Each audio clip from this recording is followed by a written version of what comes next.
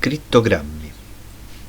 Sulla facciata della Sagrada Famiglia a Barcellona, in mezzo a tanti misteri e meraviglie, va colpita una cosa: sotto della statua di Giuda, incisa a dovere, c'è sta un quadrato magico, diviso in 16 caselle numerate.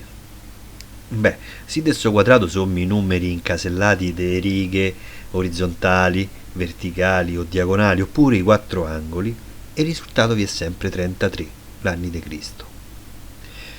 Passato un po' di tempo da sta scoperta, al primo incontro con Napoli, appena fuori da Cappella San Severo, altro posto magico, casa di quel Cristo velato, opera misteriosa e imperdibile, fatti pochi passi c'è sta Piazza San Domenico Maggiore, sede della prima università stradale, con consegna di laurea matematica al momento.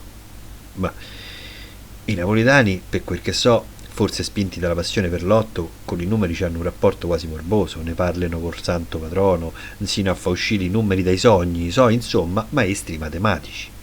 Ma il vero professore è certamente il rettore di quest'università. Ti accoglie di persona e da quel momento abbassa tagli un numero, almeno di due cifre, e lui ti crea il tuo quadrato magico.